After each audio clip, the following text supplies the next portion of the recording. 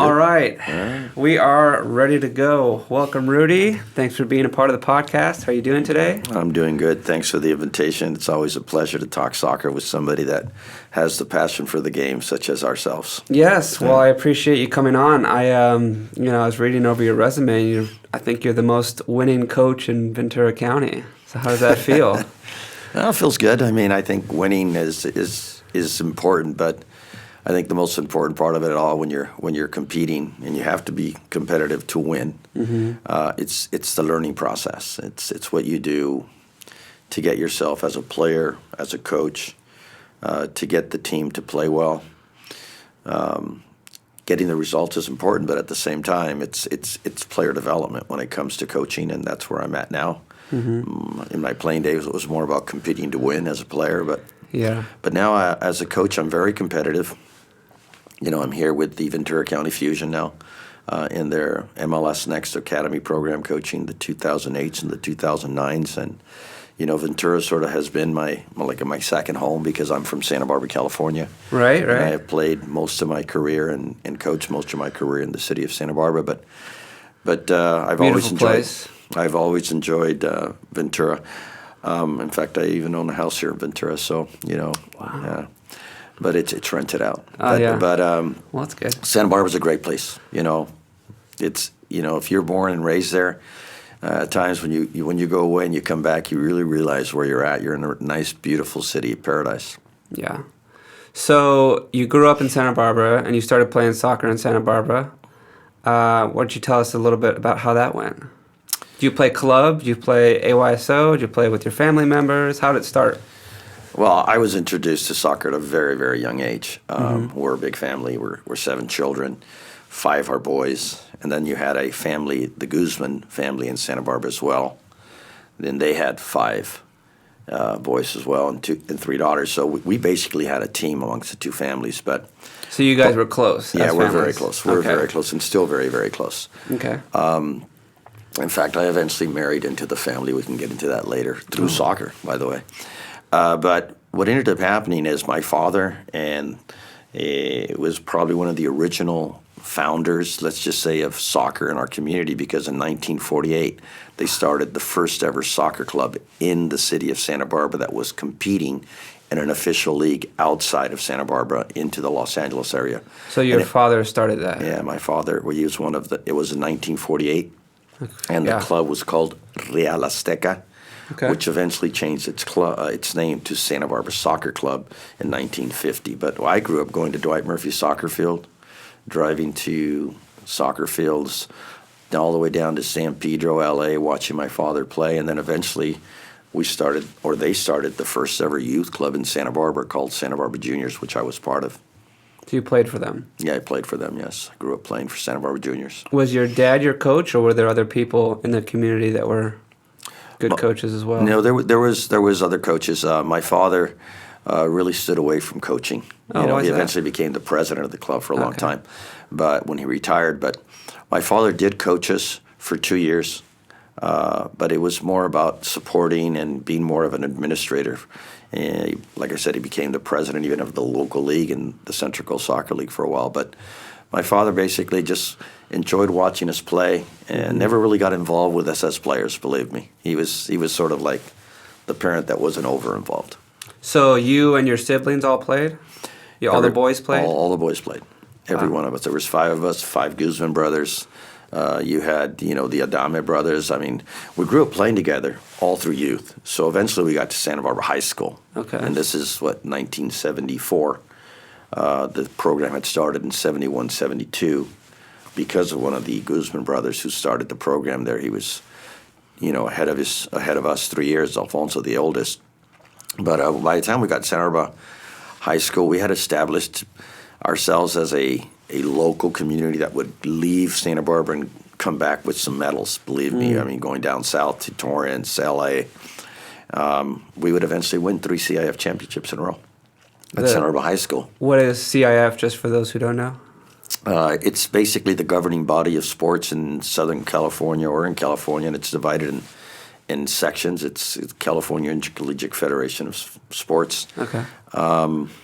And back then, Patrick, there was only one division. So, I mean, it didn't matter if you had a student body of, like a big school versus small school. That didn't exist, and it was just one championship. And we You won 3 of them. We won 3 in a row. Yeah. 3 in a row. So, like, what, freshman, sophomore, junior, or junior, or sophomore, junior, senior? It was my junior year, my senior year, and the following year. Okay. We had made the semifinals my sophomore year. Back then, it was only a 3-year high school. Oh. Yeah, freshman didn't kick in too much later. Oh, I didn't know that. Yeah. So very successful right out of the gate. Yeah, right out of the gate. What do you attribute that to? Was it passion? Was it talent? Was it a lot of good players? Good coaching? I think you hit it all on all those. I think it's a big part of it. I think you saw that in at least in this group, because obviously the record speaks for itself, because eventually we went on and did more as adults. But you saw a very committed group of players that really, really enjoyed playing with each other, had a passion for the game. We really enjoyed playing. I mean, it was tough for us growing up in Santa Barbara, knowing that we were really the only group that played soccer. We had to go to Oxnard, Santa Maria, Fillmore, Santa Paula to play a game. There was nobody to compete against in Santa Barbara. Yeah, so we had all the players playing for that one group. Okay. Yeah, so it was difficult in schools. Believe it or not, we weren't allowed to play soccer at the time. That's the truth. What do you mean, like in middle school or high school? I'm talking elementary school. Elementary school. Elementary school, we were told we couldn't bring a soccer ball back then, and we would talk to our parents. What do you mean we can't take a soccer ball? Was it like there was no PE, or was it just they didn't like soccer? Yeah, well, you just said it. I mean, I don't even want to get into that, because it can get into really political and comments that we look back at. We would say, wow, if administrators were saying that now and teachers were saying that now, it would be a different argument. Put it that way. But at the same time, we would go home and we would have our 5-a-sides, 3-a-sides in our backyard, or we'd go to Dwight Murphy Soccer Field where we grew up playing, or the old Laguna Stadium, which was owned by the city, but that's where the Santa Barbara Dodgers played, by the way. And, we would watch our parents train, and we'd be playing in the background or on the side of the baseball pitch and just enjoying soccer. I mean, competing against each other. It was very competitive. Mm-hmm. I think it's like, I don't know, maybe this is too deep, but like maybe you were so successful at a young age that was just the standard for the rest of your career, because you've had such a successful career afterwards. Well, yeah, when you won in high school, those years, it was just like, okay, now we know how to do it. Now we just have to repeat it and get the same results. Well, like I said, I think you're right. When you compete, you win. You're challenged. It's like momentum. Yeah, and when I was in high school, my junior year in high school, which was '75, I got scouted for the first time by a professional team. And which team? The Los Angeles Aztecs of the North American Soccer League, which eventually I would sign for and play. Yeah. Terry Fisher was the coach, who basically recently was, I think, the president of the Cal South. Recently just left the position, but Terry was the coach at UCLA and was recruiting me. And eventually he got the job with the Los Angeles Aztecs of the North American Soccer League. And he scouted me playing at Santa Barbara High School my junior year and asked me if I'd be interested in coming and training with him, thinking that I was a senior at that time, though. Oh, really? And I was only a junior. Wow. But eventually we kept in contact. Other coaches approached me from other leagues. There was an American Soccer League at that time. You had Ron Newman, let him rest in peace, here with the LA Skyhawks. You had, I think the guy, Lothiander, was at the Orange County Sunshine, which basically was the second level, was American Soccer League and the North American Soccer League at that time. What was the first level?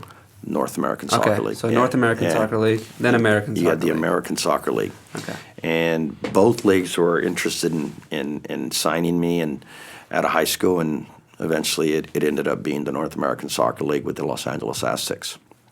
So what position did you play in high school? In high school. Yeah, when you're winning all the games and getting recruited by all these coaches.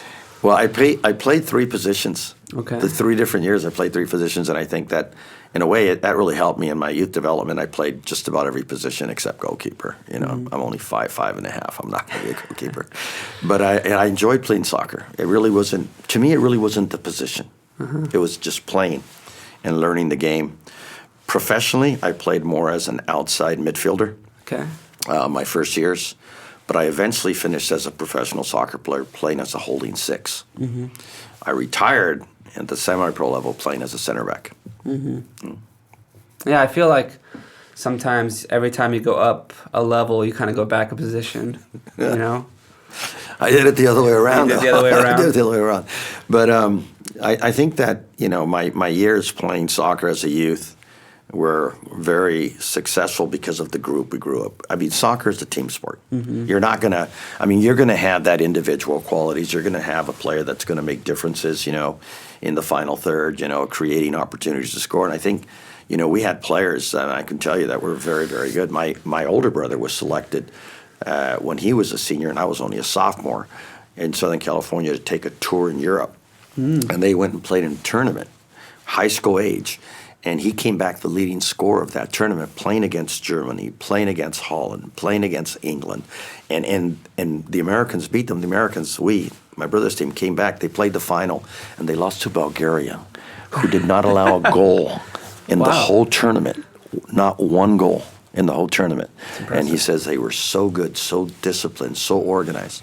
But, you know, so I looked at my brother, and then I had, obviously, the older players for Santa Barbara Soccer Club, the guys that, you know, to me, I tried to emulate. I saw them play at the semi-pro level. Back then there wasn't professional soccer. We're talking the 50s, 60s, 70s.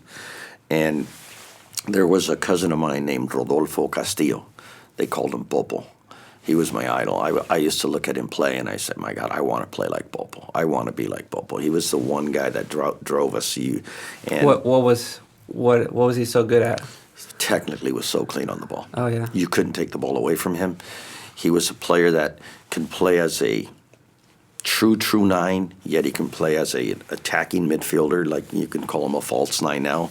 Yeah. But then he ended up playing center back at the end of his career as well. But he was a very, very good player.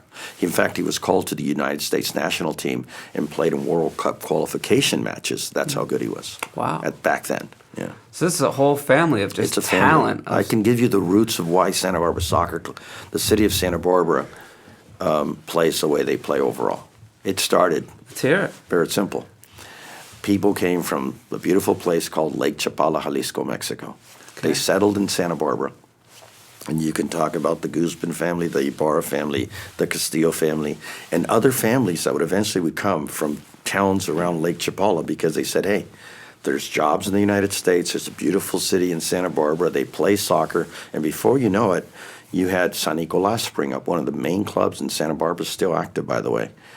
Won more championships than anybody. San Nicolas started from Lake Chapala. My father's born in San Nicolas de Ybarra. It's named after our last name, San Nicolas de Ybarra, Samuel Ybarra. Wow. Chapala, Jocotepec, which is a area as well, and Tizapan. All the teams that started and were successful in Santa Barbara in the Central Coast Soccer League back in the 60s and 70s and into the 80s come from the background of being from Lake Chapala, Jalisco. So I think that there was a mix there. It was the Hispanic, Mexican, technical side, and then you start bringing in eventually the American angle started to play, and you go to get that mix going. I think that's what made Santa Barbara Soccer Club, once I became an adult, very successful. We were a mix, and we ended up winning 3 state championships as players back then when Major League Soccer didn't exist. So you won them as players as Santa Barbara Soccer Club? As Santa Barbara Soccer Club, as adults, we eventually would dominate the state of California from 1989 all the way to 1996. Wow. Yeah, and win championships, yeah. So the families came up, resettled in Santa Barbara, and really just took over the show. Yeah, because if you look, even the success of Santa Barbara City College, its first state championships under the coach of Tim Baumsteig, who's still not at UCSB. Look at the rosters and look where they came from. San Nicolas, Santa Barbara Soccer Club, Jalisco, you go on and on. And it was a group that really, really enrooted a style of play, a methodology of play. We didn't know it was a methodology then, but it was a style of play. What was the methodology? What was the style The that style they brought? was to put Technical? The ball, it was very technical. It Yeah. was put the ball on the ground, play out of the back, try to play the ball in through the midfield. I'm not telling you we didn't play direct at times. Of course we did. If Yeah. it was on, you went direct. Yeah. But it was more of a technical game. Players technically were very, very clean at that time, at least for the amount of, well, let's just say against the competition we played. Right. And we wouldn't really face that till we went deep into the Los Angeles area. Yeah. So technically advanced, technically superior to your Yes. competition. Yeah. Yes. It's a big help. It helps. You know, you can't, I always tell my kids, you can't control the game if you can't control the ball. You know, they've got Well, there are some coaches that have changed that and been very, very successful, and that's when I think soccer loses its beauty, but then makes the beautiful game take another level. And everybody will talk about Pep Guardiola right now. He's made so many adjustments in his career as a coach, but he doesn't get away from his methodology and philosophy that by controlling the game, you're going to control it with the ball. Yeah. And as soon as you lose the ball, how fast can you regain it? Yeah. There's a famous quote from players and coaches that comes from Pep about 6 seconds. I think the 6 seconds don't come from Pep Guardiola. They come from the number one mentor of that methodology, which was Rinus Michels, which I was fortunate enough to play for in the Los Angeles Aztecs. Even though I was there very short with him, he's voted the greatest coach in the history of this game. Really? Coach of the century, yeah. He's got a really nice book called Team Building, The Road to Success. I'd advise any coach to read that book. I'll buy it and read it. Yeah, I have a copy, and I even have it autographed. Yeah, because he was your coach. He was my coach. But he wrote the book much later. Okay. I just ran into him in Philadelphia years later after I had retired. My son had won an award, All-American Award, and we were at the national banquet in Philadelphia, and he was there as one of the guest speakers. I saw his book. I bought it. He signed it. We talked a little bit. He coached Barcelona. Really? He coached Johan Cruyff. I think Rinus, then it was Johan, now it's Pep, and now they're coming. Xavi's coming. I see. It's the methodology of recovering the ball with 6 seconds. If you multiply the amount of yards a player can run in 6 seconds, let's do the math really quick here, Okay. Patrick. Ready? Okay. Okay, there's 10 players on the field. We lost possession, and we have to sprint 10 yards. It's 100 yards. 100 yards. We lose the ball 100 times in a game. It's a lot of sprinting. A lot of sprinting. So how many yards is that? 10,000? Yeah. Okay, so imagine that we do it more. The objective is to win the ball back faster, right? So that you're not sprinting those yards. But you're only going to sprint less yards if you have players around the ball. So this started from Rinus. It didn't start from Pep Guardiola. Johan eventually changed it and put his, let's just say, his technical side into it, because Rinus was more about defending. If you look at the '74 World Cup, he changed soccer forever. Look at what the Dutch did in that World Cup. They made it to the final, but it's how they pressed and how they used the offside rule at that time. The offside rule was, as long as you were standing in an offside position, it didn't matter if you were 60 yards away from the ball, you were called offsides. So he used that rule to reduce space and to call an offsides. Yeah, yeah. Think about that. Now a player can be offside standing by the goalkeeper, but if he doesn't get involved, they're not going to call the offside. So the offside rule has changed this game big time. You look at 4 years later, what Menotti did, looking at what Rinus did in '74, Menotti in '78 wins with Argentina, beating Holland in the final. He does it differently. He calls it the achique. What he basically does is reduces space. Everybody has to mark a man in front of him.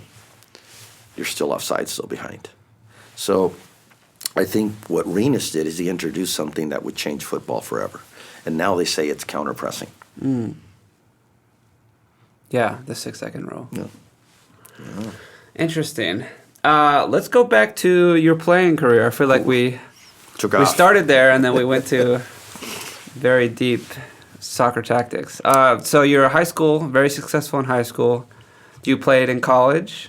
No, I was offered, and I attended some schools, UCLA. USF was the national champion at that time. San Francisco was really having some great years. But I really wanted to play pro ball. So you just skipped college and went to pro?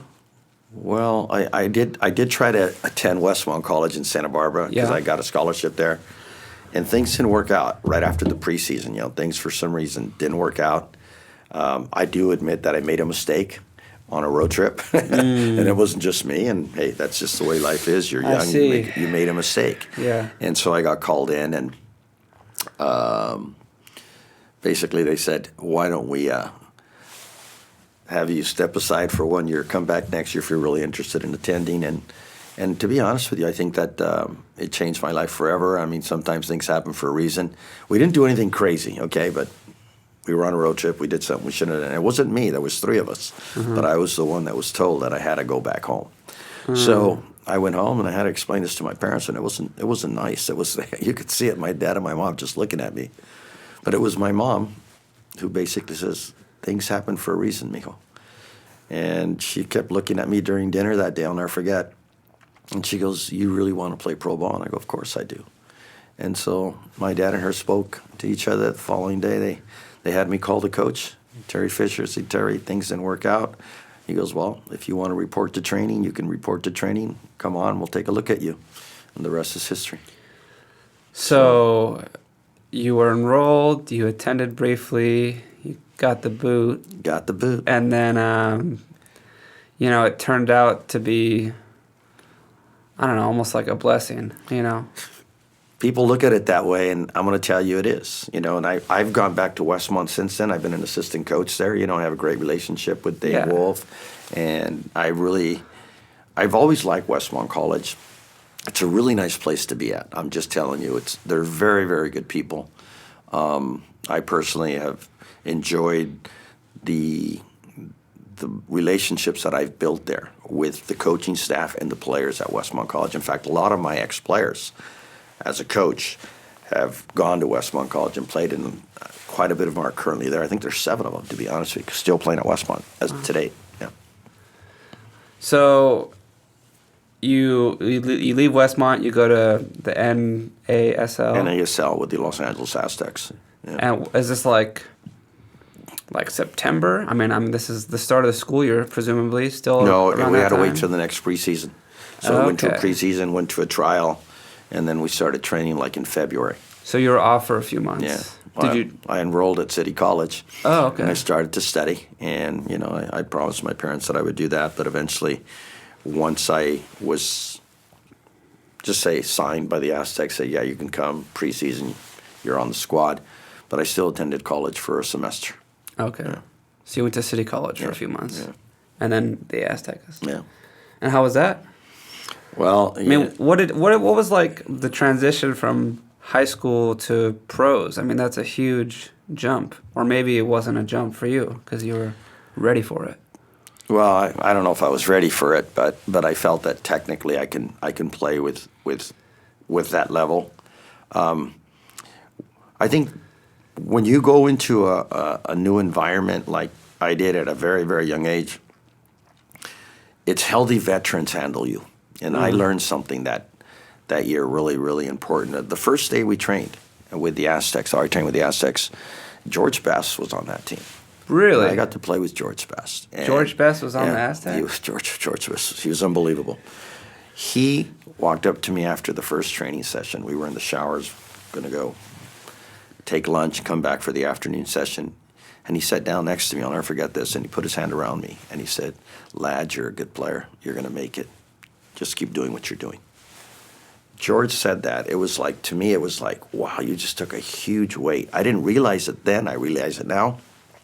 So I think it's very important how we address players and how the veteran players, address players. So we had Tommy Smith from Liverpool, scored the goal in the final. He was playing with us at that time. Charlie Cook out of Chelsea.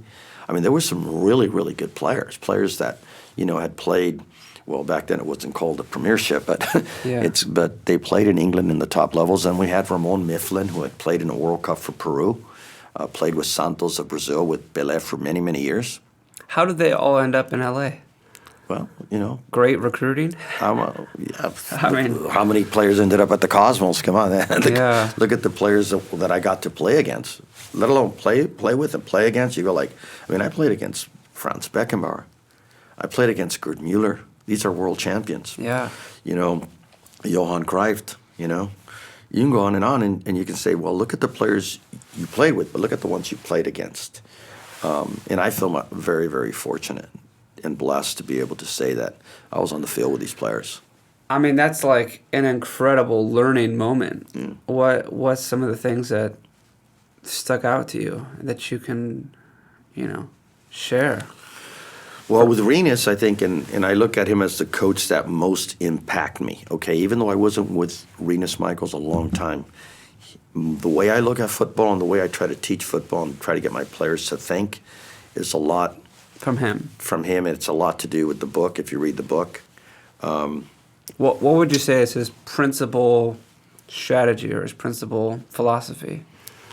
Well, I think what Rinus did is he said, look, there's 11 players out there, there's 11 battles. Okay. Win your personal battle, you're not coming off the field. Remember that if we win 8 out of the 11 battles, chances are we're going to win the game. Mm. So you need to take responsibility for your actions and what you need to do. And it's not just what you do individually, it's how you connect us tactically as a group. Because he was so into the team concept. It was like we lost possession, we were pressing the famous 6 seconds. Yeah. We were trying to recover the ball as quickly as we could, Patrick. It wasn't, it was he was very, very disciplined on team shape. Mm. Where you belong. Are we in possession? Are we out of possession? He was bringing in things that hadn't really been explained to an 18, 19, 20-year-old American player. Yeah. No. How did he explain them? How did he explain them effectively? Well, he basically walked you through them. He basically put you on a grid. And he said, okay, this is it right here. Okay, we're defending. This is where you should be. He would draw imaginary lines on a piece of paper back then it was on a board. But now you have so much, you got laptops and everything. You got, programs that you can do it. I do it with our players now. You can basically get onto what I call our DCC, with U.S. Soccer. Mm. And you can now basically get on a Zoom call and you can teach the players that. It's a different level. But it was walkthroughs. Mm-hmm. He'd basically put you in the formation. He'd basically say, okay, you put a ball here, 30, 40 yards this way, another ball here, another ball there, and he'd basically make the team run. And we had to stay compact. Mm-hmm. That was the beginning of understanding what pressure, cover, balance was. Nowadays, everybody talks about it, but we grew up playing in Santa Barbara not knowing these things. We just played. It was a spontaneous way of playing. I do remember in high school we had a kid from Coventry, England, come. And he introduced back then to us, way back then, an overlap. Oh, yeah? And we were doing overlaps. We didn't know we were doing overlaps. So, and all of a sudden, he really talked about overlap. I go, well, what's an overlap? And so he broke it down, and it made sense. And we already had our right back or our left back already doing that. But now we understood the reasons, and then it was really creating an overload, right, with the outside. So, but Rinus was hands-on. He was very firm. And if you didn't do your role, he'd let you know. Was he an intimidating guy? Yeah, but he had a soft side to him. He was tough. I'm sure that if you talk to the players that he coached. I mean, how do you coach George Best? I mean, he didn't have George Best. He didn't have George okay. Best. I think they would have been butting heads a little bit. Okay. I think they would have butted heads a little bit. But the one thing I really admired about Rinus is that he was fair. He would tell you, if I sub you out, it's because the game's over or you're not doing well. In other words, the game's over and result. The game, yeah. And he goes, but if I sub you out the second time and that player that stepped into you the first time played well, I'm still going to respect you as a starter the next game. And you're going to start. But now it's a second time and it's repetitive. Now you got to start worrying about your position. Yeah. So he was really fair in that. The one thing that I will say about Rinus that I think that I'm sure the players that played for him, and great players played for him, such as Johan, was that he understood that the player was a human being. Mm. And as much as he wanted to get the best out of you, he'll say it in his book. Sometimes players are human beings. You got to understand that they're having problems. They could be having a problem at home. You know, it could be, you know, they're not feeling well, whatever it is. Or they're having a problem amongst teammates. And he used to talk about the locker room. I love that. Rinus would say, "This is my locker room. Nobody comes in." I look at it in the modern area because of youth soccer here in our country. I tell the players, when we're together, when we're training, this is my locker room. This is our locker room. Nobody comes in. Your parents can't come in. Whatever we say, we do, try to keep it here as much as possible. You know, because what ends up happening is if we let outsiders come in, according to Rinus, it was the media back then in '74. You know, it's different marketing now than it was there, but you already had Adidas fighting with Puma to, you know, get contracts for teams to wear their uniforms. Yeah. I mean, look what happened in '74 with Johan Cruyff. I don't know if you know the story. No, I'm not aware of it.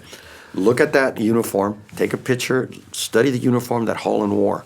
Johan Cruyff is not wearing a uniform that's Adidas.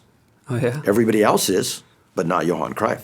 Johan Cruyff only has 2 stripes, and 2 stripes, he changed it because he would have not put on an Adidas uniform because he had signed a contract for Puma. I see. So, I mean, all that stuff started to come in, and it started to mess with the cycle of the team. And Rinus had to deal with that type of issues for the first time. Yeah. But what I liked about it in the '74 World Cup, he was the first coach in a World Cup to allow the families to stay at the same hotel in the same place with his players because they're going to be gone for a month. Which team did he coach in the World Cup? Holland. Holland, okay. Yeah. The Great Orange Machine. Okay. Look at the videos. Look at the videos. '74 World Cup. It's going to change football. I know Holland has been, like, historically well respected as a nation of soccer. Mm-hmm. Was he the one that started that, or was he? I think it was part of it. I don't think that you can say that Rinus was that started it. I've always looked at the way the Dutch or Holland, let's just say, has developed players. I really like the fact that they really focus on the technical side at a very, very young age. Yeah. And they are systematic to a point, but not over systematic. I mean, they give their players liberties and freedoms, especially in the final third. I mean, let's talk about the Robins, Overmars, you know, Bombastons, the players that, you know, were very, very gifted, talented, attacking players, and even in the midfield they had players that were very creative. But I think that it's still something that I would like to see more of. I mean, you look at the leagues, the top leagues in the world. I mean, what makes Ronaldinho? What made Pelé? What made Maradona? What made Messi? And I'm talking South Americans here. I'm not talking players from Europe, right? The ones that I've just mentioned. And Ronaldo, the real Ronaldo. I'm talking the phenomenal. Even though Ronaldo has it's also phenomenal. Is also phenomenal. Yeah. So what is the difference? And I think it's the coaching at a younger age where the players are allowed to express themselves a lot more at a young age, and they're not put into a complete tactical environment too young. I think that's our biggest weakness here in the United States, that a lot of our coaches are so into tactical. They're too scripted. And so what's the right age, what do you think, to get more focused into patterns and I say after they're 14, 15 years of age. 14, 15. That's when you really want to start bringing that in. You should bring some of it in before, don't get me wrong, but very little of it. Yeah. But the focus should be more on the technical, the ability to be athletic. You know, there's so many things now you can do now that we didn't have back then, these resistant bands, box work that I'm going to tell you that I do a lot, and I've sort of invented a box that a lot of players or a lot of the teams, at least I coached, worked on. And I always called it the ABC apostrophe S, agility, balance, coordination, and speed. We need to develop that coordination in an athlete, a soccer player who has to use his feet to control the ball. It's very hard. Yeah, but if you don't build from the mind down to the brain, all the nervous system, all the way down to the feet, they're not going to be coordinated enough to do it. And mandate that a player at a very young age is always trying to at least work 75% of technical sessions with their weak foot and only 25% of the technical session with their strong foot. Really? Coaches don't do that. So the majority with their weak foot. If anybody would tell me they're doing that, I'm telling them they're lying. I really focus, when I was coaching the younger teams, on players having to dribble or do some type of a drilling exercise, technical work, where they really focus on their weak foot. I know they're going to work on their strong foot. That's natural. That's natural. Huh. And that's why I say Pelé's the greatest of all times, by the way. He was the most balanced player, and he can score and dribble with his both feet from outside the box. He's the most complete athlete I've ever seen play soccer. But you never competed against him? No, he retired the year before. Yeah. I got to meet him, but he retired the year before. Wow. Well, I guess we'll keep going with coaching and your philosophy. The ABCs, ABCS, when did you develop that? Where did you get the inspiration for that? Well, believe it or not, I got it while I was training in Arsenal. After my rookie year with the Los Angeles Aztecs, I was sent to train at Arsenal. In England? In England, yes. I went to London, and I was there, and I really enjoyed the time there. I learned. They had the head coach was Terry Neal. He was Irish. They had a fantastic side at that time. Arsenal had, Liam Brady was one of the best midfielders I've ever seen. Irish player, left footer. Pat Jennings, veteran goalkeeper. I think he played in 4 or 5 World Cups. O'Leary. Pat Rice was the assistant to Wegner. He was the captain at that time. And I got to train with the first team every day. I didn't get to play, but I got to train. Why were you sent there? To get better. Did your coach send you there, or did you want to go? The Los Angeles Aztecs sent me there to train after my first season. Was it off season for them? Off season. Oh, okay. Yeah, we were on the off season, so I went during the winter. It was sort of November, December. Yeah. And then I would be back for the following season. Was that in season for them? Yes. Okay. Yes. So you leave your off season to go train with Arsenal in season. Correct. And you just trained. Just trained. But you learned I learned so much. Don Howe was basically the coach, the assistant coach. He was the one that ran the training sessions, and I thought his way of expressing and explaining the exercises, you really started seeing a lot of grid training that I had not experienced here until I saw,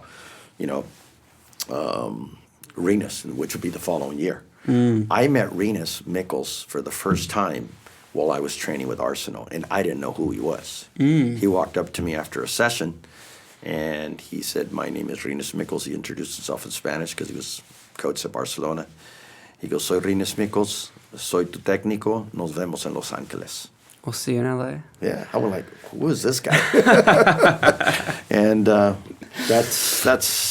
was a great experience. I got to be around the coaching staff at Arsenal a little bit because I was sort of used and abused, put it that way. There was a game at the old Wembley Stadium, I'll never forget. It was a friendly, Czechoslovakia against England. Mm-hmm. And they asked me if I wanted to go, and I said yes. But I didn't know that I was going to go sort of to be their waiter and busboy. But I got to see a lot of the game, don't get me wrong. Kevin Keegan was playing at that time. What a player. Steve Coppell from Manchester United eventually would score the winner. And it was the first time, if I'm correct, I could be wrong, but the first time that Viv Anderson played for the English national team, and that's historical. I you don't know why, right? Yeah, I don't know. It was the first time a black player had put on the uniform for England. I was there. He had played for Nottingham Forest. Great right back. Really, really good player. But it was a big thing, all the write-ups and everything, and I go, wow, we have that on the United States all over. Everybody's playing sports, right? Yeah. But in England, I think, if I'm correct, he's the first player ever to do it. So it's a historical event that you were there for? I was there at the old Wembley Stadium. So how long were you in England? Just during the preseason or during the off-season? It was an off-season. It was a trip. It was a little more than 3 weeks. I needed to get back, obviously, because I wanted to spend Christmas here with the family. And then from there, I would go to Mexico and then come back for the preseason here. And how was the next season? Did you play more? Well, no, because... This is your second season? My second season. Okay. The first season, I played a lot. I played a lot of games. I think we had like 26 games. If you look, I played in 23 or 24 of them. Okay. I've had a lot. I was nominated as one of the rookies of the year. Gary Etherington would be the rookie of the year, if I'm correct. A really good player, played for the Cosmos, American player. And then what happened was Rinus is here, and we're doing our preseason. We've played our preseason games. Even in Santa Barbara, we had 2 games. They get an offer for a center back who had been playing for the Cosmos, who had been trained at Tulsa, Oklahoma for the Roughnecks. He doesn't want to go to Tulsa. Somehow I get entangled in this trade, and I'm traded from L.A. to Tulsa, Oklahoma. No way. Yes. And 2 weeks after that happened, Johan Cruyff gets signed by the Aztecs. And Johan, to me, he was my idol at that time. I love seeing Johan Cruyff play. I would have been able to play with him, and I didn't get to play with him. I played against him, but not with him. That's unfortunate. Yeah. Wow. And I think I would have stood here learning more from Rinus, and he would have been more of an impact coach for me. But I can tell you that when I was there. So he was really just your coach briefly. Yeah. Very briefly. Briefly, yeah. But he still had a big impact on you. Just the training sessions, the way, I had trained in, months earlier, I was in Arsenal. I was really enjoying that. Yeah. Don't get me wrong. But Rinus at training was. They were even better? Yeah. Wow. Yeah. He explained it very, very well, and he made sure you understood it, believe me. Yeah? Yeah. Huh. He had his way. Okay. But you missed Cruyff. I miss Cruyff, yeah. Missed playing with him. I don't know if you know this, but I wore number 14 about 80% of my career because I admired Johan Cruyff because he wore 14. Yeah. Were you 14 in the Aztecs? No, by the time I got there, somebody had that. My first year, I was 19, and then when I left LA and I eventually would come back, I was 22. Nobody could touch 14. Yeah. Wow. Tulsa. Yeah. How was that? Was that your first time in the Midwest? Yes. Did you like it? It's windy in Tulsa. At first, no. At first, no, but eventually I did. It was a good group. Good coach? Alan Hinton was a good coach. He's a good coach. What I didn't like about Tulsa, besides the wind, the thunderstorms, and not sleeping at times with all the lightning, was that we played in a stadium where the crown was so big. I'm talking about if you were sitting down on one side, you really could barely see the heads of the people on the other side because the storms were so big there and fast. It rained so hard that the crowns had to be really big. And then the field was not wide. The field was probably, if it was 64, 65, it was the old carpet. It wasn't the turf that you see now. Mm-hmm. I mean, you slide tackle there, you were going to rip yourself open.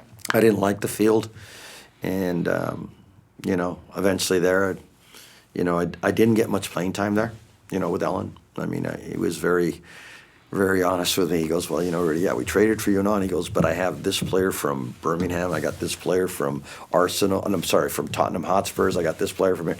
And he goes, and it's going to be tough for you to break in, but hey, we needed an American player that played up front, and we brought you in. Because back then, you only had to have 2 North Americans on the field. Really? Yeah, and normally... I thought they were stricter back then about international players. No. It was completely the opposite. Back then, 2 American or Canadians on the field, they counted. That's it? That's it. And the majority of the teams, in all honesty, would have 1 goalkeeper that was an American or a Canadian, and they'd find another place. The majority. I'm not saying all of them. The majority. Yeah. Yeah, that's... I've seen a lot of that of Americans in the goal. Yeah. So it wasn't a total success in Oklahoma. No. What happened after Oklahoma? Well, I was only there for half the season. Okay. And Charlie Cook, who had played with me at the Aztecs 2 years earlier, was now the head coach of the Memphis Rogues. And we were in the same division. We played each other. I didn't play in that game, and he basically walked up to me, how you doing? We talked, and I basically explained my situation, and he goes, wow. He goes, if I was to trade for you, would you come to Memphis? And I said, yes, I would. Memphis is great. So Memphis is great. Yeah. So he somehow goes back after the game was played, talks to their general manager, a really nice guy. His name is Rudy, by the way. He's passed away. And I get a call from Noel Lemon. Our general manager says, Rudy, come to the office. We have something that you might be interested in. And I went in, and they said, hey, they've offered money for you. And we've said, hey, he's not playing here. we're going to take the money. Do you want to go to Memphis? And I said yes. Yeah. Did you have an agent at this time? Yeah. Yeah? Yeah. Huh. Yeah. Okay. There So was you- agents. There's okay. always been agents. Always been agents. Yeah. Always been those people. Yeah. So you went to Memphis. Went to Memphis, played in every game. So I got to play more or less more than half a season back active. My contract is over though. And I wanted to come back as close to Santa Barbara as possible. So I asked the Aztecs if I can come out and try out. I made the team the following year, and unfortunately had a knee injury. It was meniscus, wasn't something serious, but I had to have the surgery. So I missed like 2.5, 3 months, and then it's announced that the team is folding the following year. Oh, no. So I said, okay, so that wasn't smart coming back to LA.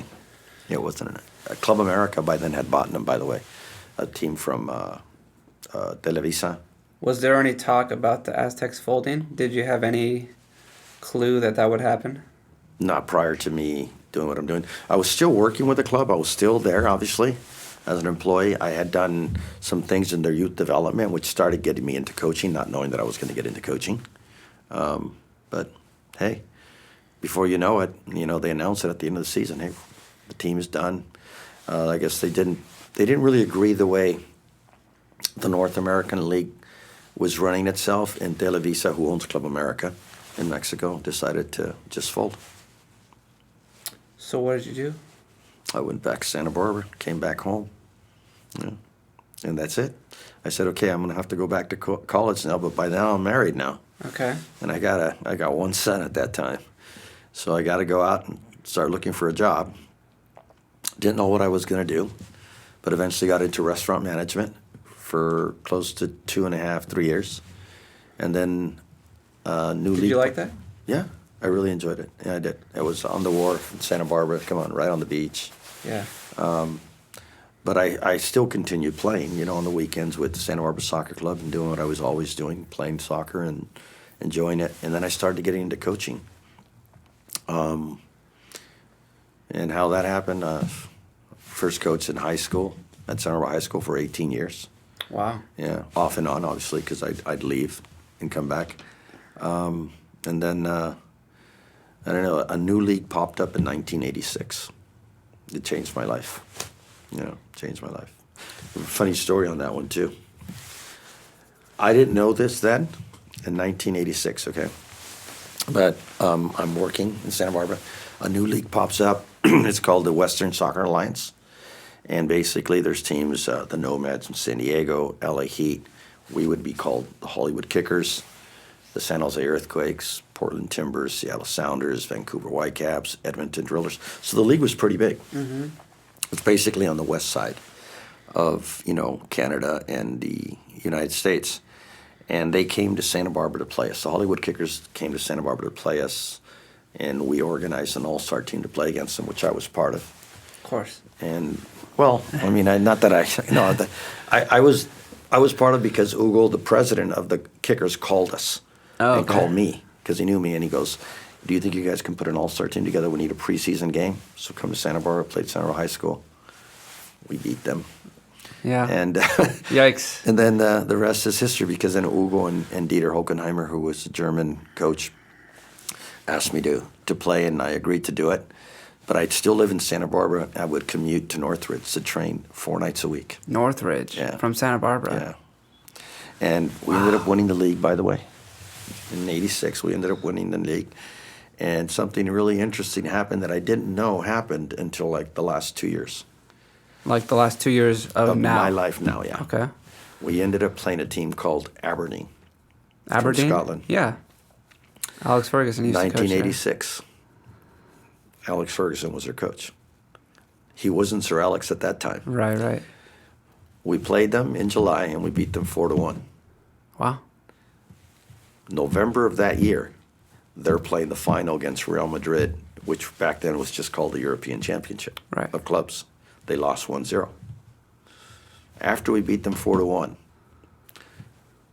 Alex Ferguson calls this little man out of the locker room and a gentleman by the name of Martin Vasquez, who eventually would have a good long career. We were both on the Kickers. and he asked us if we would be interested in playing in Scotland for him. True story. You missed it. I missed it. I could have. Wow. But I couldn't get myself to tell my wife. And now my son Marco was born and my son Junior was born to move to Scotland. That's a big jump. I just couldn't see that happening. Now I could have said, okay, I'm going and you stay, but I wasn't going to do that. And I made that decision. And it could not work out, That's an option. Yeah, we could have been. But I want to tell you, with what I saw that day. You would have made it. No, what I saw that day on the field and how we played, if those 2 6s or 8s, whatever you want to call them, were playing against Martine and I would take Martine and I out on any given day. Yeah. I'm just telling you. And I know that sounds like being big-headed, but no. Nah, man. No. And Martine and I, we talk about it. In fact, we were talking about it a month ago. What did Martine do? Martine ended up staying with me as well, staying with us. Martine, the following year, though, would sign with La UDG of the Mexican First Division, because he was younger, and have a 12-year career.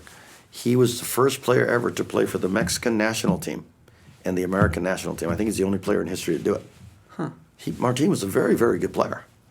Tall, very skillful player. Was he the 6 or was he the 8? Well, he was a 6 until I got there. Then he became a 5. Oh, okay. And he would step in. He would honestly get the Franz Beckenbauer look, same size, technical, and I would just drop in as a 6 and he would go.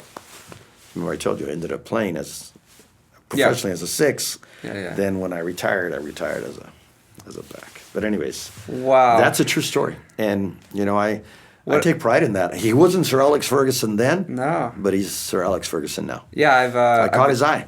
Well, congratulations. Yeah. That's a huge honor. I've been reading his book, Leading, I think it's called. Mm-hmm. Starting with his Aberdeen days and his Manchester United days, but wow, what an opportunity. Yeah. So you can say that I caught the eye of one of the greatest. I played for, even if it was short, for one of the greatest coaches, if not voted by FIFA the greatest of the century. You played with Rinus. George Best? Yeah, I played with George Best. I mean, I played with some players that you just go, wow. But, I mean, my greatest years, though, as a player, I got to say, and I always tell everybody, was playing with the guys I grew up with in Santa Barbara. Yeah. Because after even winning 3 CIF championships and coming back and then winning state championships with those guys, it was like, I was in my turf. I was at home in Santa Barbara with the guys I ended up growing up with and playing with, the friendships, you can travel and you can play professionally across this country or end up, like I said, in Arsenal training. But my funnest days were with Santa Barbara Soccer Club. Wow. Yeah. Because of the friends you had. Yeah. Yeah. Winning with the guys that you started with. That's what I mean. All the things we did, the tours we did, because we'd go to Mexico every summer. It was one of our tours. That was sort of our reward. My father being the president and the board of directors of Santa Barbara Soccer Club's adult team would send us to Mexico every summer for a 2-week tour. It was sort of like a preseason, get ready for the playoffs, get ready for the state championships, and it was fun. That's funny that you say that it's just, almost your greatest moment as a player or greatest time as a player is with your friends. Yeah. I mean, I really, really enjoyed those years. Yeah. Not that I didn't enjoy playing professionally. Come on. I mean, I'm a competitive guy. I'll be the first one to tell you, I don't like to lose. Mm-hmm. I accept losing. My father always taught us, hey, you're going to go out there, you're going to play, shake hands afterwards, win or lose, tie, shake hands. Make sure you respect the referee, shake his hands, and get out. You might not agree with all the calls he made. He goes, but respect the game. Yeah. Yeah. But go out there to win. Mm-hmm. We were taught that as a very young age. Mm-hmm. Go out there to win. So you caught the eye of Sir Alex, but you decided not to go, and you started coaching at this point. Yeah, I started coaching at a very young age. I was 26 years old. Still very competitive, playing in the semi-pro leagues. The state association, Cal South, starts this new tournament. We always had an all-star tournament, but it was for all divisions, open, senior division, all the way up. But this is the first time ever they were going to do a U23 division. So I'm asked by the local league president if I'd coach the team, because I'm not eligible to play at 26 years of age, Okay. And I said, sure. I knew all the players in the league. So I selected a group. We eventually would, have a very, very successful run. We would win the state championship. And I'm 26 years old, coaching 23, 22. I mean, come on, I can still play with the guys, but Yeah. legally I couldn't because of the age factor of U23s. So the trip to Mexico, it's a $15,000 prize for winning it, and a full round trip tour of playing 4 games in Mexico in the Guadalajara area is the prize. So now we're on our way to Guadalajara, Mexico, and we're playing against these 1A teams, which at that time was like the second level of Mexican soccer. We come back, we win all 4 games. Wow. Of the 22 players that went on the trip, 6 of them stood and signed professional contracts in Mexico. Oh, they stayed? Yeah. Wow. Well, they came back, got their stuff. But, Yeah. And I said to myself, well, wait a minute, I got something here, dude. I selected 6 players, won a state championship with the 22, but I think I got something here. I think I can coach. I can eye talent. And so at 26 years of age, I started to coach, be more involved with the high school coaching, the youth coaching in the community. Obviously, I was coaching at the adult level because I was playing. And I just got into it. And before you know it, I'm coaching. I did coach my son's teams, but very little, not a lot. I was trying to replicate my father, not overdo it. Yeah. But, my 3 sons ended up playing, winning state championships, regional championships, national championships. One of them, and one eventually got a full ride to LMU University. Mm-hmm. So I was coaching, and I really started to like it. Santa Barbara High School had a very, very, I'm going to just say, good career as a coach. Voted twice the Coach of the Year by the CIF division. Won the CIF championship in '94. So things were looking really well. And I said, I really want to get into it. But now I want to get into youth coaching. I don't really want to coach the high school kid anymore. And I'll tell you why. I said it, technical. At times I was getting players that were getting to Santa Barbara High School. They were good quality players, don't get me wrong. They were good players. But they lacked the technical quality in tight spaces.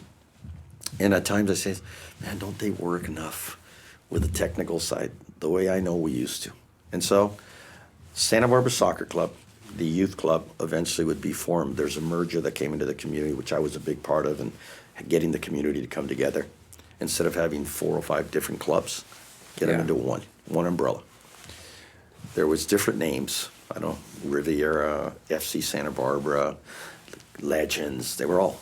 But I said, no, why don't you guys play under one umbrella? And it was myself and other people in the community, other leaders, that we just sat at a table like we're doing here, and we finally talked the community to do it. And it changed what happened in Santa Barbara to this point, and it's going to continue. And it's a good club. Yeah, it's now called, and we folded the adult club, Santa Barbara Soccer Club, which relatives had a lot to do with. We folded the club and gave the name to Santa Barbara Soccer Club, which is now Santa Barbara Soccer Club. Mm-hmm. So there's not an adult Santa Barbara Soccer Club anymore, which was what I was used to, the old era, let's call it. So now I sit there and I talk to the guys that were going to be in charge of coaching with Santa Barbara Soccer Club, and they asked me to coach the U18s and the U16s. It was every 2 years back then. I go, no, that's not what I want. You want the younger ones. I want the youngest team you have. And they looked at me, and I'm talking Tim Baumsteig was part of this, Dave Wolf was part of this. These are college coaches. They're saying, yeah, but you got the experience. You're the coach that should be with the olders. I go, no. The reason I want to coach in the youth development is because I want to focus on the youngest group, and I want to start from scratch. Mm-hmm. And I thank God they agreed to it, and the rest of it is, I'm going to just say, is history, because I got the U10s. Took them all the way through. They won 4 national championships. That same team? That team won 3. Okay. Well, they won 4. One ranked number 1 in the country, but they won 3 in finals. Okay. At 12s, they didn't play, but they were ranked the number 1 team. Then also the class of 96, 97, I also coached them as well, and they also won a national championship with me. So 5 national championships. But the team that I got at 10 years of age, eventually I went through with them. And I can tell you that technically, I mean, at that time, remember, Major League Soccer next didn't exist. U.S. Academy didn't exist. You were playing against the best teams in the country. You were playing the Chicagos, the Los Angeles teams. You were playing the big cities, New York. And then eventually the DA did kick in, and some of their teams would still play in the Nationals. It was just the beginning of the DA. And I sort of felt really like I got it right. Patrick, I got it right. I wanted to work, and people will always look back and they'll say, why was that team so successful? Well, I invested so much time on the ball. I had coaches that have been with the club long years. I'm talking years and years, or coaching you soccer, doing camps across the country, saying, why are you always doing the exact same exercises? I go, because I want them to perfect it before I move on. 75, 25%. You're with your weak foot. And before you knew it, they were receiving the ball, passing the ball. They were two-footed players. The majority of them can dribble with their left foot. They could receive the ball with their left foot if they were right-footed, or vice versa. And now we can start connecting passes. I would put them in small. Back then, they would call it economical games. Now they're calling them transitional games. Now they're calling them whatever you want. There's so many different names. But I was putting them in tighter spaces, making them play quicker. Now they say, hey, chaos, the big word that's being used now. Those things we were doing, I was doing a long time ago because I got them from Rinus and I got them from Don Howe. Tighter spaces make you think faster, make you react faster. You can put players in big spaces. Football, time and space.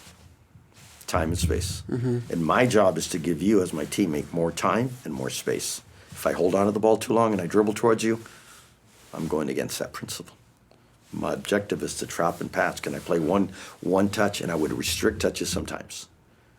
You have 2 touches. Why? Because I want you to trap and pass, trap and pass. So now you got to be checking your shoulders automatically. You just got to start thinking faster. All of a sudden, the game speeds up. And at the highest level of football, you're going to win national championships. You're going to win league championships. You better be able to outplay the opponent. You got to play faster. You don't play faster, they're going to catch you, and they're going to pass you. I don't want the opponent to dictate tempo. I want us to dictate tempo. And that doesn't mean you always have to play fast. I think there's a misconcept there. And I hear from a lot of young coaches, tempo man, tempo man, tempo man. Does Manchester City always play fast? No. They play fast in the mind. That's different. They move the ball slow sometimes, and they move the ball fast sometimes. The tempo of speed changes, but the brain never does. The brain is what is the tempo to me. What decision do I make? And when a player makes the decision that's incorrect, Johan Cruyff said it the best. When he keeps making the same decision over again, it's not a mistake anymore. It's the beginning of bad habits. I need to break bad habits. But I first need to know that you have a bad habit. And if you keep doing the same thing over and over again, Patrick, I'm going to call you in and say, Patrick, I've already explained this to you 2 or 3 or 4 times. Are you going to break that bad habit? Because it's a bad habit. It's a habit I don't want you to continue to have because it's not going to make you the player that you want to become. Were all your kids receptive to that? Those players that you've coached? The championship teams, or are you talking about overall? I guess both. The championship team, obviously, The championship teams got to know my personality, and they got to understand that I was always there for them. That's the one thing I haven't said here. First of all, you're coaching a human being. You got to watch how you talk to him, but you also have to motivate him. And if you see a passion, push that passion. Push that button. Get him to have more of a passion. When he does something really, really good, hey, well done. Hey, do it again. Do it again. You know what I mean? But there are times where you got to pull them back. They start doing things they shouldn't be doing on the field. I'm going to say there are some, and I think that it starts at the house. To me, it starts at the house. Because in the home, if you're always going to protect your child and you're always going to want, please, you know what I mean? Overprotect him. He doesn't fall and get up on his own. I think you're weakening us. You're weakening him and you're weakening your nation, by the way. You really are. And so I don't think I'm mean. And I'm sure you've seen me on the field once in a while. I'll be firm and I'll say something out loud. And I don't like when the players are goofing around.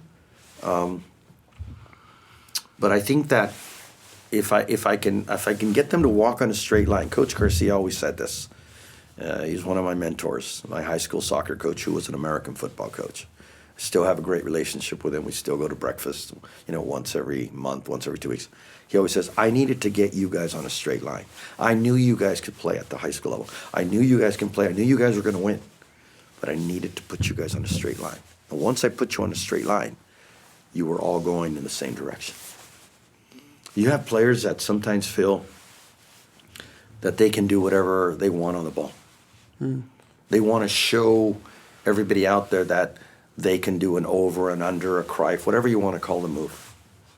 But is it really the right thing to do at that time? Yeah. Isn't it simple? You should have played one touch and now we're in behind. Play one touch, he receives on his back foot, now we created an overload. I mean, those are the things that I think have made me successful. That I don't want players to get bad habits. I don't want bad habits. Bad habits are not good. Bad habits in anything are no good. So why am I going to let the player do it on the field? Imagine if every player had one bad habit. So that's 11 bad habits on the field. It's not a winning formula. It's not a winning formula, man. Come on. You don't think Sir Alex Ferguson corrected David Beckham or Scholes or any of his great players? Come on. Yeah. He corrected them. See, and we're too soft on sometimes. We want to be political correct. We don't really want to push the wrong button on a young man or a young girl that might say, ooh, you know what I mean? And I don't want to do that because then now we have somebody that's scared. But I really believe that my success, and I'll say as a coach, has said there's 11 battles out there. You got to win your personal battle. Don't develop bad habits. Play for the team. Don't play for yourself. All right? And start bringing all that together. The game has 4 moments. You're either attacking, you're transitioning to defending, now you're defending, you're out of possession, but you're going to win the ball, now you're transitioning to the attack. If I can get players to really, really just stay in that cycle, fast, understanding where the next possible loss of possession is going to be, so they're anticipating and they're not waiting for it to happen, I've already played into the 6 seconds. I already started to gain my 10 yards back on you. I know that he might play you. My teammate's going to lose it. I'm closing you down. You're not going to be an option for the guy that just won the ball from my teammate. That's the part of the game that I say we do not teach here enough. We Anticipation. We don't play them I'll give you an example. If you put a player, or let's just say a group of players, in a grid that's 30 by 30, and you play a small-sided goals on let's say in each corner, and now you reduce just that 5 yards. It changes it. It speeds it up. So I think it's really important that I speed up every one of my players' brains so that he's now anticipating and he's not running as much. We're not running as much. So getting back to the mathematical problems of how much you're going to run, 10 players, 10 yards, that's 100 yards. All of a sudden, boom, it's 1,000 yards or 10,000 yards. And all of a sudden, you go into the 40th minute of the first half. We've ran more than you because we didn't play the 6 seconds right. We ran more because we didn't anticipate. We didn't read the moment right. And so we lost in transition. So we're running more. Chances are you're going to score a goal on me or have a better chance of scoring a goal on me because you're fresher as a team than my team. Yeah. I want to be fresher than your team. I want my players thinking ahead. What would you say is your most effective coaching tool? Or your most effective coaching philosophy or idea that either one, the kids respond to the most, or two, gets the best results? Try to motivate the player. You go to practice, you need to set, and hopefully a well-organized practice. I mean, I'm talking about coaching education is really important. We haven't talked about that. I've taken my national courses. I can say I'm not a licensed coach. Mm-hmm. I wasn't a licensed coach when I was 30, 40. I waited. I think I shouldn't have waited. Mm-hmm. But the fact that I waited, now it's harder to get your license. The courses are getting tougher and tougher. They're getting more expensive. They're getting more expensive traveling. I went to Kansas City. I had to fly. Hey, I did it. There's only one other license I can get, at least here in the United States, but I would have to be in a professional environment now to register for it, which is the coaching A license. But I have my A license, and I'm proud of that. I've worked. I've studied. I say teach your players to me is the most important thing. But you got to get them to listen. They got to have a passion. How do I reach? Every player is a human being. They're different. Every mind's different. How am I going to get to Patrick and get the best out of Patrick? How am I going to get the best to Tom and get the best out of Tom? And then how am I going to connect Patrick and Tom? That, to me, is how I look at football. It's not just, hey, you're great on one-on-ones. You're going to score a goal for me. Okay, so your job is to get high. No. What you do prior to getting high has a lot to do with us getting the ball further up the field. What did you do in the build-up as a 9? I think it's so important. Mm-hmm. So I need to connect the minds, and I need to make sure that the minds are not building bad habits, winning personal battles, and working together, working as a unit. The unit is what makes the team win. Yeah. The individual qualities are very important, don't get me wrong, but it's the unit. The best coaches in the world get their units to play well in any sport. Mm-hmm. To play together. Yeah. I mean, Phil Jackson is known for the triangle offense, right? Okay, but he had Michael Jordan. Over here, he had Kobe Bryant. Think about it. He had talent. But some of that talent at time wasn't winning until he stepped in and he I'm going to just set the foundations. And that gets me to another point. Rinus said, I don't develop players. I only set the foundations. The players develop themselves. That's the truth. So what are those foundations? The foundations could be the physical component. Now the components come in, technical, how I get them to play technically, or what exercises am I putting on? Am I developing your weak foot? I set the foundation, 75-25. That's a foundation. Mm-hmm. So how are we going to play? What formation? What system? Formation system. All that are things that are part of the foundation. But how do I get you to have a passion and into your head to be the best you can possibly be? That is, to me, the most important part of a coach. And then connecting those heads together. I do that, I'm going to be successful. So really, motivation. Motivation. When would you say, that part became clear to you as a coach, that the motivation is so important? From the beginning? I think it was with me as a player. I really do. I know we're talking about coaching right now, but as a player, I was motivated. I had a coach or coaches that made sure we were motivated, but we liked playing the game. My father wasn't taking me to the soccer field forcefully. I wanted to be there. We were there when they weren't there. We'd go underneath the creek, the 101 freeway, jump into Dwight Murphy soccer field. Took us 5 minutes, but we had 11v11s going on, or 5v5s going on every day. I was motivated. Yeah. I was motivated to do it. I wanted it. I had a passion for it. But I had a coach also that on game day or at training sessions, if they were official training sessions, not just the pickup games, that motivated us. I said, hey, we want to be successful. That doesn't mean we're going to win every game, but we're going to try and we're going to go out there and we're always going to give our best. If you're not going to give your best, sit down and let somebody else go in. Yeah. Motivation. Kobe Bryant, to me, is a perfect example of what motivation is in life. Let him rest in peace. What he's done, how he worked, all the extras. You saw that Netflix thing where he's in Las Vegas with the basketball team that eventually would win the gold medal again with LeBron James and everything. Mm-hmm. the standard he set for the young players working out in a gym at 4 a.m. while they're outside in Las Vegas having a good time, coming back in and seeing them sweating coming out of the weight room instead of being out with them, enjoying life in Las Vegas. I mean, motivation. What are you going to do extra to get better at what you do, Patrick? What am I going to do? I'm going to study. I've done my courses. Every day, my wife she goes crazy.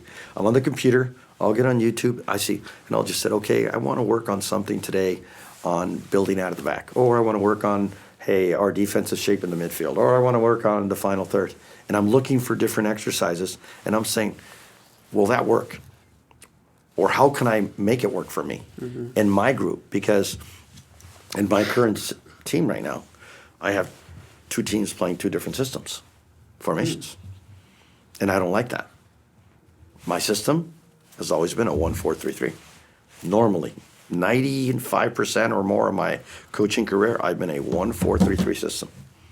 But right now, with one team I am, with the other team, because of the talent that I have, the player pool that I have, the overabundance of or numbers on defensive players compared to midfield and attacking players on this roster, that I sort of, and I'm not saying this, I went out and recruited some players, but the majority of them are already there. I have them right now playing in a 3-back system, and people are going to say it's a 5-3-2 or a 3-5-2, whatever you want to call it. Defensively, we're a 5. But we have a lot of defenders, and it's working. Since we went to that system with this group, it's night and day. Oh, yeah? Yeah. That's cool. Yeah. I don't like it. but I'm living with it. You know? Yeah, I mean, I want to get the best out of them. That's my job. So how am I going to get the best out of them? So far, with this group, it's that system.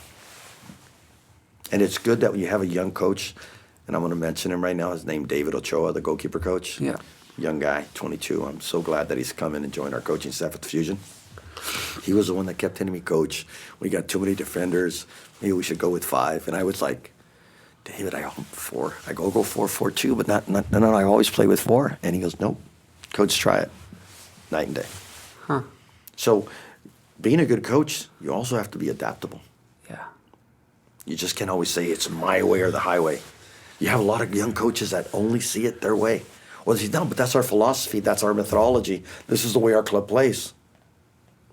Well, you're not going to tell me that Sir Alex Ferguson didn't change. He changed. You're not going to tell me that Pep Guardiola didn't change. He changed. They end up with 3 in the back, 2 in the back. Sometimes they end up with 4 in the back. Yeah. Your talent and the opponent counts. The opponent counts. Think about that. Everybody goes, oh, my team, this is how I'm going to play, this. What about the opponent? What formation is the opponent playing? Yeah. What style of play? Are they building? Are they playing direct? Yeah. So the opponent. What would you say is like your biggest moment of improvement as a coach? Like a certain experience or maybe a class or a certain team that you had that you went from like a really big step forward as a coach? Well, I named it. I was 26 years old, and I think at a very young age, and I saw that I can coach. So that's a big step because now I said, I want to do this. That was my first one. The second one I'm going to say is when I said to myself, I'm going to go get my national coaching course license, and I'm going to be a licensed coach, and I'm going to set an example, even though I'm older, for the younger coaches so that they go do it. Because I think knowledge is so important. You know, it's going to help you prepare yourself better for your sessions. It's going to help you understand running a session. It's going to help you. Yeah. So I think that in itself right there, coaching education has been really, really big. And identifying that I had something, and then I'm going to say as much as I want to build a passion for the players, I think the passion has been in me, but there's a big passion in me now that I'm not playing, to be the best coach I can be. So I want to educate myself, and I want to work with players. I enjoy working with young players. I mean, I was Eric Winalda's assistant at Las Vegas Lights at USL Championship. Unfortunately, the COVID really affected that season. But I can tell you, coaching professional players I like too. Don't get me wrong. I was the USL coach of the Fusion for 8 years, head coach. So I love coaching older players as well. I like that. But I really enjoy coaching young players and teaching them and seeing how can I get this player to get better? To get him to understand what he has to do. Is it technical more? Is it physical more? Is it knowing the 4 moments, anticipation of the 6 seconds to get better? Because some players always look to do what they're going to do next when they got the ball. It's too late sometimes. Yeah. It's too late. Would you, right now you have the 08s and the 09s? 09s, 08s, yes. Do you want a younger team than that?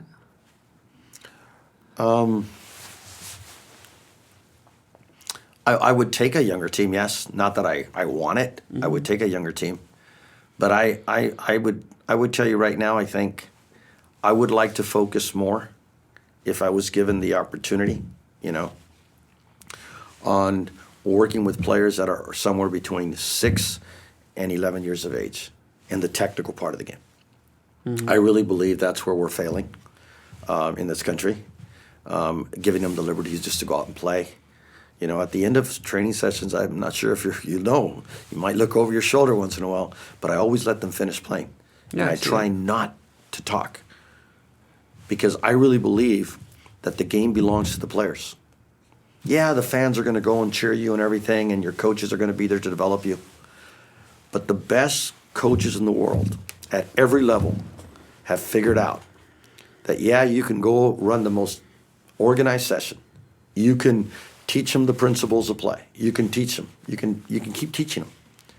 But on game day, who's going to go out and perform? The players. And if the players can't play and make their own decisions, you hear it. You should have done this. You should have done this. You should have done this. You should have done this. I mean, even at the academy level, I sometimes, don't get me, I'm not the perfect coach. I'll get up and say something and say some things. But we've played, I don't want to mention the club recently, in MLS Next, and that coach was specifically telling them what to play, where the ball needed to go next. And I'm listening to this and I'm saying, boy, that reminds me of me maybe 35 years ago, maybe 30 years ago, maybe 25 years ago. But as I've come this way, I've realized the importance of just try to take a little more notes and don't get into their head, because now you're taking their attention away. And that's the reason I say my locker room's my locker room, my players, myself. I don't want them looking to the other side of the field. What did my mom and my dad think about that shot? Or what are they saying about that shot? Think about that one concept. What about this? Do you believe, and you coach youth soccer too, right? Do you believe that it's always good to tell a player, good effort or good try, if it was not a good effort or a good try? If it was not a good effort? Yeah. Probably not, no. Yeah. And I think that we have a concept in our society here in this country, whereas, a player should have done better. Could be a basketball player, football player, soccer player, whatever. But we always say, good effort, good try. The effort was there, but he should have done better. How are we going to get that player to do better if we keep telling him it's okay not to do better?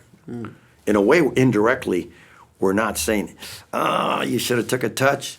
You should have put explain it to the player. And I don't want him doing that on game day. I want to do that afterwards. And the good thing is now is you got all these programs. You got video. You show the player, look, you didn't even have to trap the ball. You're already looking at your teammate. You should have played one touch. You didn't play one touch. You took a touch. It wasn't a clean touch. They've closed you down. Now you played the ball. They've nipped it. They're going the other way. So now we have to get back to 6 seconds of running instead of attacking. Does that make sense? Yeah. So I'm a firm believer that I think that once in a while we have to tell players. And I think that's part of my success as well. Be honest with your players. If they're not doing well, you got to tell them in a nice way. Don't call them out in front of the group, but hey, what's wrong? Well, it seems like you're not in the session today, or what's wrong? And sometimes you'd be surprised. Yeah. They'll tell you what's wrong. Yeah. And you go, oh, all right, well, I didn't really want to know that, but, I'm saying, and you say, okay, well, look, why don't you focus? There was one player recently, this year, I won't mention names, but he was having problems, and I was looking at him at the training sessions, and I call him over, I go, what's wrong? And he says, Coach, I'm living really tough times right now, and, you know, soccer's not on my, I go, understand. You want to step off for a second? No, I need to play. I'm hoping that my mind gets right. I go, okay, go ahead. But what he told me, and I'll keep private, was, hey, things that are going around the world affect you. Yeah. And they're affecting him. Yeah. Big time. Yeah, it's important to... They're human beings. Yeah. They have a life outside of the football field, you know, or the soccer field. And I say football because it's the real football. But you have to respect the fact that you have to know them. You have to see that they have issues sometimes, and maybe sometimes you can help them. Sometimes you can't. Sometimes it's not your place as a coach, but sometimes you can. Yeah. Yeah, it's important. I think of coaching as teaching in a lot of ways. Yeah. You know, uplifting, trying to get them, you know, to develop in a lot of different ways. One of my favorite coaches from high school, he rarely talked about the X's and O's of a sport. He was so clued into, like, your mentality and just the right thing to say, even if it was small, to get you focused, to get you dialed in. Yeah. You know, there's different coaches. There's different ways of approaching. You know, I mean, I try to always, and I tell the players, if you guys ever feel that I'm taking the game away from you, please let me know immediately. Please let me know. Like the burnout part, yeah. I really, really, really, really want them to go have fun. I really want them to finish playing. Tuca Ferretti, he's on my notes here. You know who Tuca Ferretti is? I do not know. Oh, come on.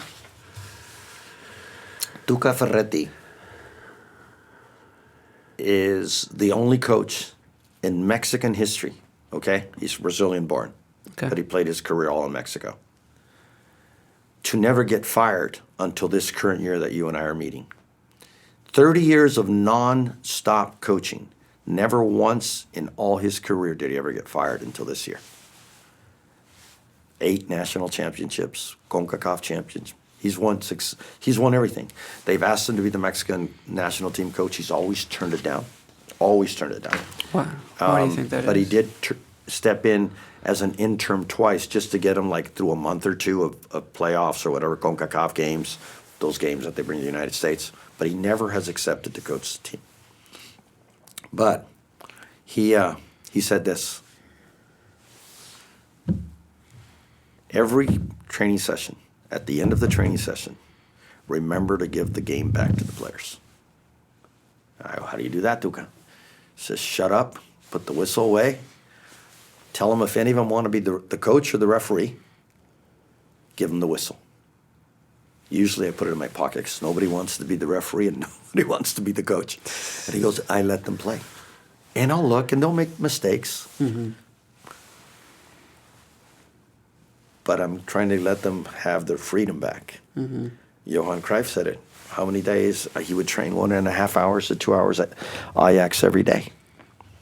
What would they do in the playgrounds or in the streets? 5-6 hours afterwards. Where do you think Johan Cruyff learned to play the game? On the streets? On the street. Where do you think Messi learned to play the game? Same place. Yeah. The best players, Ronaldinho, those players, if they were put into a system where they had to play two-touch football at a very, very young age, would have never been the player that they are. And a perfect example of this is George Best. And he told me this himself, okay? George Best left Manchester United when he first came to Manchester United because the coach took and made everything so... He wasn't enjoying soccer. So he went back to Belfast, where he was from Ireland. They had to go back and get him, bring him back. They got rid of the coach, but they kept George Best. Didn't that happen here with Magic Johnson, his first rookie year? Magic Johnson, creator of Showtime and all that spontaneous and changed the NBA and fast break, slam dunk, all that stuff. I think Magic Johnson, in a way, and Larry Bird changed the NBA, okay? Imagine if he would have had to be a point guard that would dribble the ball up, set up the offense, and run an offense. Yeah. Which Magic Johnson do you want to see? Creative. Yeah, the creative one. So that's what I would like to see the United States do more of, not just in the United States, in a lot of countries, where the players get to play more and express themselves. Do you lose a little bit in the short term, like, in terms of like winning games? If there's a little less structure at the younger age for them to continue their creativity and express themselves and not feel trapped in a system, do you lose a little bit in like results? Yes. And is that okay? Yes. And do the parents understand that? Parents don't understand anything. They do. Sorry, parents. I'm just joking. Parents understand, but parents, the majority of parents want to see their son, daughter succeed, right? Right. And how do we measure success in this country normally?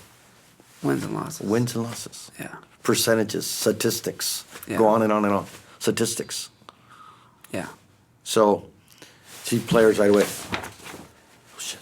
You know, they all looking at their statistics.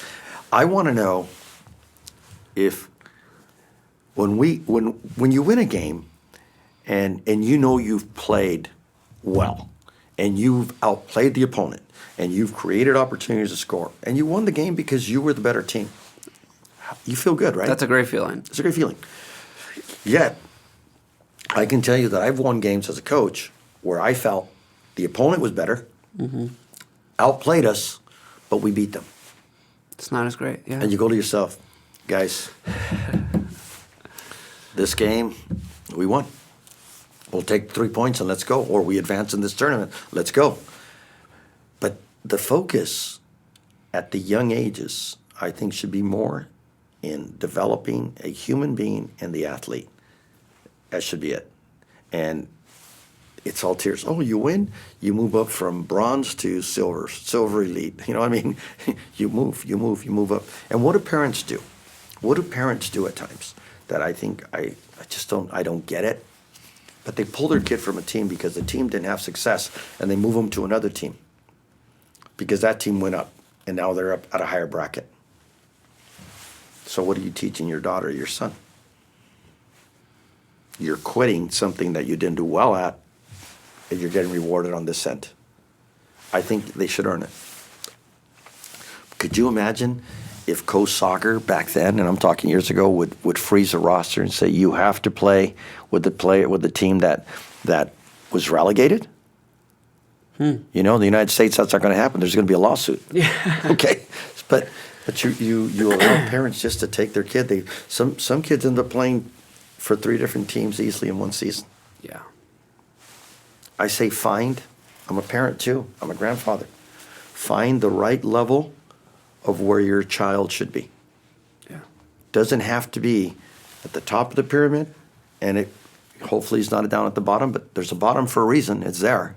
They're beginners. Could be the middle. But put them in an environment where they're going to be successful to play and enjoy. That's it right there. Yeah. I think there's no better formula. There are some players that are born gifted. Yeah. They have so much talent. They have raw talent. Nobody taught them it. Yeah. They were just born that way. And some players, no. They have to really, really work. And no matter how much they work, they're probably never going to get there. But I believe that the process of the work ethic of trying to get there is so, so important. Might be the most important. Yeah. Yeah. But sometimes you just grab them and they want to put them there. Parents just want to put them there. Coaches sometimes want to put them there. Yeah. No, it's a temptation. I look at this game and I say it's the greatest game in the history of sports. It's the most played game in the history of sports. It's one of the most difficult, if not the most difficult, because you play the majority of it with your feet. Okay? All right. Unnatural. Yeah. And look how much running is in this game. If it's really done right and you're trying to attack and you're trying to defend right, there's a lot of running. Yeah. So it's a difficult game to play. And, you know, when you have players playing 5v5, basketball with their hands, and I'm not saying don't get me wrong, that's difficult. The higher the level, it's difficult. But the running of a court end to court compared to going box to box in a soccer field, it's a different fitness. Yeah, it's a different fitness. Timeout, you're out, there's no timeout in soccer. No timeout. You can call plays, you can set plays, set pieces and everything, but you can't call timeout and say, okay, this is what we're going to do now. Can't do that. No. Players have to be figuring it out themselves on the field. If you did your job well during the week, you're going to be just fine. If you didn't do your well as a coach during the week, you're going to be yelling a lot or giving a lot of instructions on game day. Yeah. Yeah, if you're talking too much, it means you weren't organized to begin with. I like I said, I want to give the game back to the players. There are times I get up. Patrick, I'll get up and I'll say, he's done it again. He's done it twice. He's done it again. Totally. And I'll get up. But I'm trying not to. Now more than ever, as I'm older, I'm trying not to. Or I'll tell a player, hey, fix it. You know what I was going to say, fix it. Yeah, we've had this discussion before. You know what I'm going to tell you.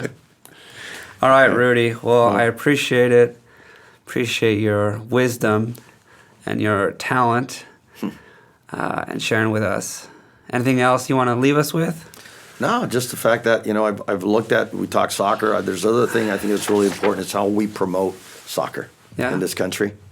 And I did something, Duca Ferretti, I just mentioned him, calls me 30-something years ago, organized a preseason for me in Santa Barbara, California with Pumas Unam, Mexican First Division. And it got me into being a promoter, not even thinking that I'd ever be promoting soccer games. But I believe that we need to promote the sport more and more and more. How do we do that? And so what I did is I started bringing professional teams to do their training camps into the Tri-Counties here in Ventura and Oxnard or in Santa Barbara, and then playing international friendly games at Harder Stadium at UC Santa Barbara. The Fusion, Rambir, Cher Hills brought in teams from Mexico. I think it's so important. So whenever those games come, I hope the community is going to go out and support them. Sponsorship's going to get involved as well, because those are the games that I think we want our young players to see the professional teams play. So I think that's really, really important that we promote professional environments. Here, you got the Fusion that 2 years ago won the USL 2 championship. Mike Elias, he was my assistant when I was here at the Fusion. He's done a great job, and I'm proud of him and proud of the Fusion for what they've done. We got Sergio Villalpando from the Fusion now playing with the LA Galaxy. Mm-hmm. You had Julian Aranco from Lompoc now signed by Barcelona, even though right now he's on loan. So we need to promote our players. We need to promote the game still. That's what I would leave you with. All right. Well, I appreciate you coming on, and hopefully we'll do this again next time. Yeah. Hey, always open for it. Right. I love the game. As you see, we have a passion for it. And I love to see what we can say that can get the young players to get more entangled with the game, young coaches get more involved. Yeah. Because I think it's so important. All right. Well, I appreciate it. Thank you. Okay. You're welcome.